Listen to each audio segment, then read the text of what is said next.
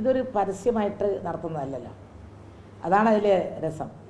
അതായത് അവർക്ക് എത്തിക്കാൻ കഴിയുന്ന എല്ലാ വീടുകളിലും ഇതുപോലുള്ള സൈബറിലൂടെ ഉള്ള ഈ തരത്തിലുള്ള നീചമായ കാര്യങ്ങൾ പറഞ്ഞ് പ്രചരിപ്പിക്കുക. അല്ലാതെ പരസ്യമായിട്ട് അവർ പ്രസംഗിക്കുന്നില്ലല്ലോ.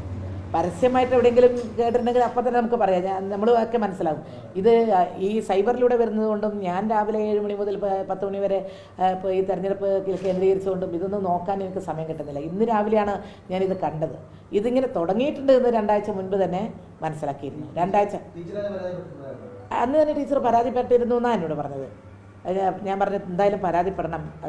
ഇതിപ്പോൾ അങ്ങനെയല്ല, ഇത് ഒരാളോ രണ്ടാളോ അല്ല. അതാണ് അതിലെ വിശേഷം. ഇത് ഒരാളോ രണ്ടാളോ മാത്രമല്ല, കൂട്ടത്തോടു കൂടിയിട്ടുള്ള ഒരുതരം വെട്ടുകിളി ആക്രമണമില്ലേ, അതുപോലെയുള്ള ആക്രമണം, ഒരുതരം വെട്ടുകിളി ആക്രമണം നശിപ്പിക്കാൻ വേണ്ടി നടത്തുന്ന ഒരു വെട്ടുകിളി ആക്രമണമായിട്ടാണ് എനിക്ക് തോന്നിയിട്ടുള്ളത്. നമ്മളെല്ലാം മത്സരിച്ചിട്ടില്ലേ? ഞാനിപ്പം 2 പ്രാവശ്യം നിയമസഭയിൽ മത്സരിച്ചു, രാഷ്ട്രീയ എതിരാളി ആയിട്ടുള്ള ആളുകൾ. എന്നിട്ടെന്താ പ്രശ്നം? ശൈലജക്ക് എത്ര പ്രാവശ്യം മത്സരിച്ചിട്ടുണ്ട്? ശൈലജ ടീച്ചർ 4 പ്രാവശ്യം നിയമസഭയിൽ മത്സരിച്ചിട്ടില്ലേ? അതെ 4-5 പ്രാവശ്യം മത്സരിച്ചിട്ടുണ്ട്. ഒരു തവണയും ഇതിനേക്കാളും കടുത്ത എതിരാളി വന്നിട്ടും യാതൊരു തരത്തിലും ശൈലജക്കെതിരെ വ്യക്തിഗത നടത്തിക്കൊണ്ടുള്ള ഒരു പ്രചരണം നമ്മൾ കണ്ടിട്ടില്ല. കേരളത്തിൽ എവിടെയുമില്ല. രാഹുൽ ഗാന്ധി മത്സരിക്കുന്ന മണ്ഡലത്തിലാണല്ലോ ആനി രാജ മത്സരിക്കുന്നത്. അവിടെ അങ്ങനെ ആനി രാജക്കെതിരെ വ്യക്തിഗത നടത്തിക്കൊണ്ടുള്ള മറ്റു തരത്തിലുള്ള പ്രചരണമാണ്. അതുപോലെ ഷൈൻ ടീച്ചർ അവിടെ അങ്ങനെ വ്യക്തിഹത്യ നടത്തുന്നുണ്ടെന്ന് എനിക്കറിഞ്ഞ് മനസ്സിലായിട്ടില്ല, ഇല്ലയെന്ന് എനിക്ക് തോന്നുന്നു.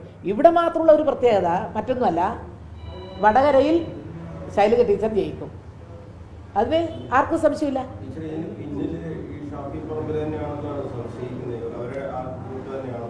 ഇല്ല, ഞാൻ പറഞ്ഞത് എന്താണെന്നറിയോ, ഇതുപോലുള്ള ആക്രമണങ്ങൾ വരുമ്പോൾ സൈബർ ഇടം ഏറ്റവും അറിയാവുന്ന ഒരാളാണല്ലോ അവിടുത്തെ സ്ഥാനാർത്ഥി. അപ്പോൾ ഈ കാര്യങ്ങളെല്ലാം കൃത്യമായിട്ട് മനസ്സിലാക്കുന്നുണ്ടല്ലോ. അത് ഇങ്ങനെ വൃത്തികെട്ട രീതിയിൽ നമ്മൾ ഒരു കുടുംബത്തിൽ ഒരു ഫോൺ ഉണ്ടായാൽ ആ ഫോണ് ഇത് കണ്ടാൽ മറ്റുള്ളവർക്ക് കാണാൻ പറ്റാത്ത വിധത്തിലുള്ള അശ്ലീലം നിറഞ്ഞ വാക്കുകൾ ഉപയോഗിച്ച് ഈ രൂപത്തിൽ എഴുതുമ്പോൾ പറയണം, ഇത് എൻ്റെ അമ്മയെ പോലെയാണ് പറയണ്ടേ, എൻ്റെ ഉമ്മക്ക് സമാനമാണ്, അത്ര ഞങ്ങളൊക്കെ അങ്ങനെ ആണല്ലോ അപ്പോൾ അത്തരത്തിൽ അമ്മമാരെ അധിക്ഷേപിക്കുകയോ പരിഹസിക്കുകയോ നിന്ദിക്കുകയോ ആക്രമിക്കുന്ന പോലെയല്ലേ ഇത്. അപ്പോൾ പറയണ്ടേ, സ്ഥാനാർത്ഥി പറയണ്ടേ, എൻ്റെ പേരും വെച്ചാണെങ്കിൽ നിങ്ങൾ ഇത് തുടങ്ങണ്ട, ഇത് അവസാനിപ്പിക്കണം എന്ന് പറയാനുള്ള ഇത്രയും കടന്ന രീതിയിലേക്ക് അതിർ വരമ്പ് വിട്ടുപോയില്ലേ? ഇതൊരു അതിർ വരമ്പ് വിട്ടുകളുള്ള കളിയല്ലേ ഇത്. അപ്പോൾ സ്ഥാനാർത്ഥി ഇടപെടണ്ടേ? സ്ഥാനാർത്ഥിക്കല്ലേ എൻ്റെ ഉത്തരവാദിത്വം? അങ്ങനെയാണ്. സ്ഥാനാർത്ഥി അറിഞ്ഞില്ല കേട്ടില്ല എന്ന് പറയാൻ പറ്റുമോ? അറിഞ്ഞിട്ട് മിണ്ടാതിരിക്കാന്ന് പറഞ്ഞാൽ അതിനേക്കാൾ വലിയ കുറ്റമാണ്, അതിനേക്കാൾ വലിയ ഒരു അപരാധമാണ് അവർ ചെയ്യുന്നത്. അറിഞ്ഞിട്ട് അറിയാത്ത ഭാവം നടിക്കുക എന്ന് പറഞ്ഞാൽ അത് ഏറ്റവും വലിയ ഒരു തെറ്റാണ്, അപരാധമാണ് ചെയ്യുന്നത്. അത്